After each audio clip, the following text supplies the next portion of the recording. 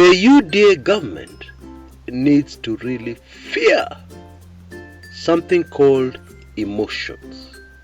The emotions of an individual that come out in the policies of a government. Because emotions can be very damaging things. Indeed, as a human, what you need to fear most in your life are your emotions. Because your emotions can make you do things that don't make sense. Your emotions can make you do things that you will deeply regret for the rest of your life. That's what happens to all of us. Assuming you're human. Yeah, if you're a robot, if you're a machine, that is something else. But if you're human, flesh and blood, you need to fear your emotions. Now, there's so many things happening in our country called Kenya that can be directly linked to emotions. And not just ordinary emotions, deadly emotions. And that's what my video is about. A very warm welcome, and let's get to it immediately.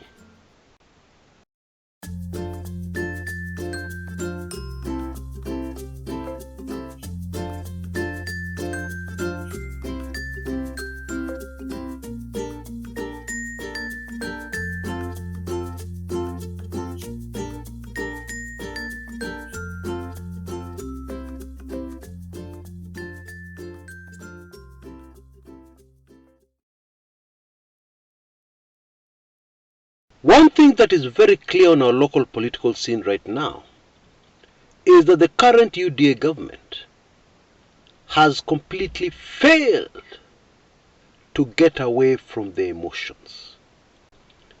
Because they can't stop talking about the previous administration. President Uhuru this, President Uhuru that. You have a function with the judiciary. There are so many things you could have talked about how the judiciary is going to help Kenya going forward, how the judiciary is going to play her role for the good of the country going forward. There are so many things you can talk about. But what do you talk about? You talk about the BBI.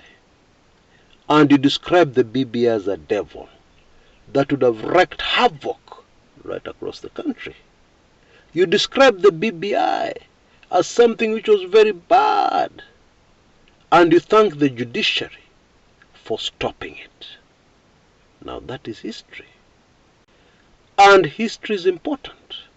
But there's also a situation whereby you can be stuck, fixated over an issue in history. So much so that you cannot move forward. You try your best to move forward, but you're just stuck. You're stuck like stuck in the mud. You can't move. Now, if you're not the MCA, maybe that wouldn't be such a big issue.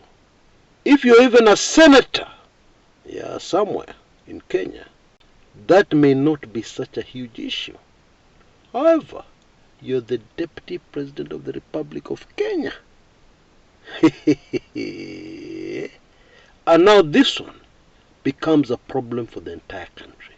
Not just UDA supporters, but for everybody. Even Azimio people, for everybody who lives within the borders of the country called Kenya. Because our leaders are stuck. Now, many of us play around with our emotions. We take them lightly, we don't think they're such an important thing. And yet, as I said at the beginning of this video, every person should fear, greatly fear the emotions. Because emotions lead to very many bad things happening. You see, one of the things that emotions do is that they make us humans vulnerable. And for those of us who are students of the spiritual, it makes you vulnerable to demonic attack. Let me just give you some concrete examples. A man called Cain developed jealousy over his younger brother Abel.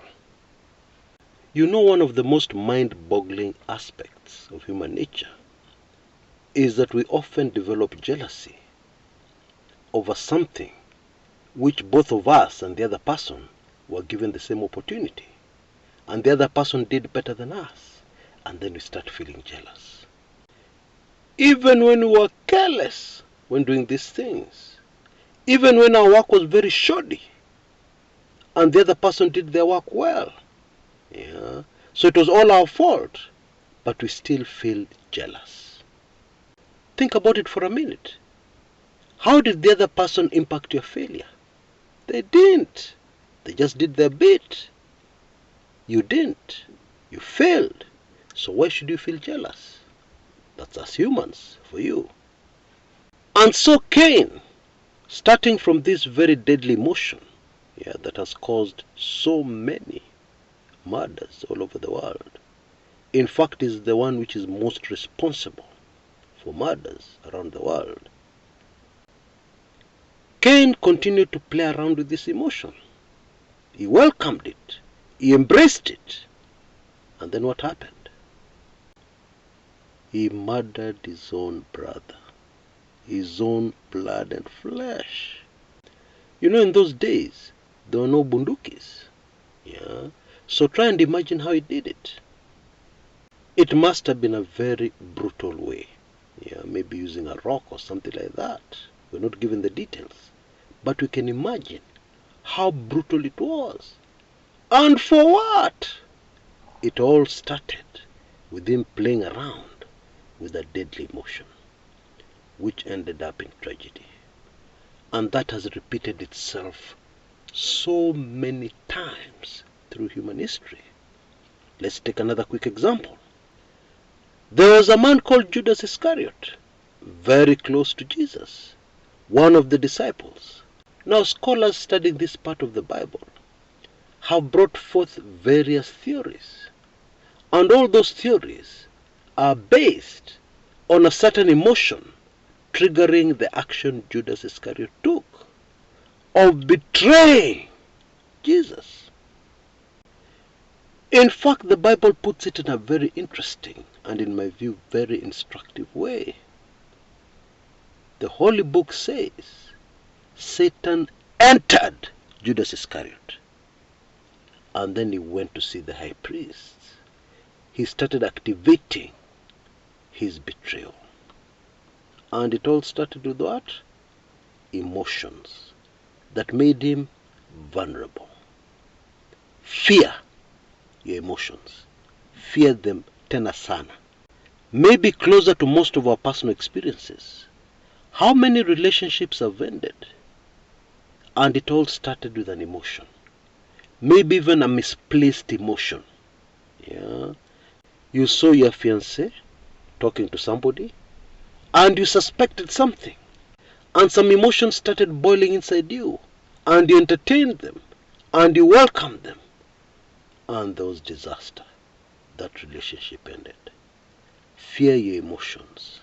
And my advice to the UDA government is very simple. Please, fear your emotions. Because in the position where you are, it will not affect only you. It will affect the entire country. Until next time, this is Chris Kumekucha. Arguing's Kodhak Road is a busy road in Nairobi's Kilimani area.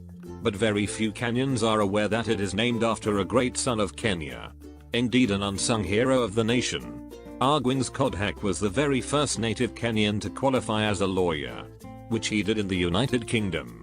He then opted against a very well-paying practice in London to return to Kenya, where in 1952 he also ended up being the very first African to open a law practice in the then colonial Kenya. For decades the official story was that the cause of his death was a road accident. However, when President Kibaki came into power in 2002, he authorized the release of government information that revealed the shocking truth. He actually died from a bullet wound that came from a police-issued rifle. This information is now available at the public section of the Kenya National Archives in Nairobi. At the time of his death on the 29th of January 1969, he was Foreign Affairs Cabinet Minister. He passed on along the very road which is today named after him, at the junction with Wood Avenue. One of the latest videos on the YouTube Kumekucha Chris channel. titled Kikuyu Elders Endorse Raila in Bondo, The Untold Story, features a lengthy section on the epic political battle between Agwings Kodhek and Tom Mboya for the Nairobi seat in March 1957. A playlist of videos on the channel titled Tom Mboya, It Was More Than an Assassination also contains his brief biography. You don't want to miss this fascinating celebration of unique Kenyan political analysis on YouTube only in the Kumekucha Chris channel.